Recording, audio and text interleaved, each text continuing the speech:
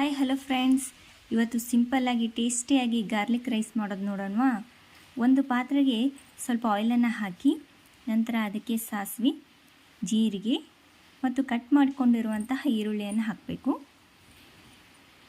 ಸ್ವಲ್ಪ ಫ್ರೈ ಆದಮೇಲೆ ಅದಕ್ಕೆ ಕಟ್ ಮಾಡಿದಂತಹ ಕ್ಯಾಪ್ಸಿಕಮ್ ಮತ್ತು ಒಣಮೆಣಸಿನ್ಕಾಯಿಯನ್ನು ಹಾಕಿ ಸ್ವಲ್ಪ ಕರಿಬೇವನ್ನು ಹಾಕಬೇಕು. ನಂತರ ಅದಕ್ಕೆ ಸಿಪ್ಪೆ ತೆಗೆದ ಬೆಳ್ಳುಳ್ಳಿಯನ್ನು ಹಾಕ್ತಿದ್ದೇನೆ. 1 ಸ್ಪೂನಷ್ಟು ಅರಿಶಿನ, ಖಾರ ಪುಡಿ ಮತ್ತು ಧನಿಯಾ ಪೌಡರನ್ನು ಹಾಕಿ ಸ್ವಲ್ಪ ಸಾಲ್ಟನ್ನು ಹಾಕಬೇಕು. ನಂತರ ಅದಕ್ಕೆ ಸ್ವಲ್ಪ ಶುಗರನ್ನು ಆ್ಯಡ್ ಮಾಡಿ ಲಾಸ್ಟ್ಗೆ ಕೊತ್ತಂಬರಿಯನ್ನು ಹಾಕಿ ಚೆನ್ನಾಗಿ ಮಿಕ್ಸ್ ಕೊಡಬೇಕು. ನಾವು ರೈಸ್ ಮಾಡಿ ಇಟ್ಕೊಂಡಿರ್ತೀವಲ್ಲ, ಆ ರೈಸನ್ನು ಹಾಕಿ ಚೆನ್ನಾಗಿ ಮಿಕ್ಸ್ ಮಾಡಿ ಅದಕ್ಕೆ ಸ್ವಲ್ಪ ಲಿಂಬೆಹಣ್ಣನ್ನು ಹಿಂಡಿ ಲಾಸ್ಟ್ಗೆ ಕೊತ್ತಂಬರಿ ಹಾಕಿ ಚೆನ್ನಾಗಿ ಒಂದು ಸಲ ಮಿಕ್ಸ್ ಕೊಟ್ಬಿಟ್ರೆ ತುಂಬ ಟೇಸ್ಟಿಯಾಗಿರುವ ಗಾರ್ಲಿಕ್ ರೈಸು ರೆಡಿಯಾಗುತ್ತೆ. ಇದನ್ನ ಟ್ರೈ ಮಾಡಿ ನೋಡಿ.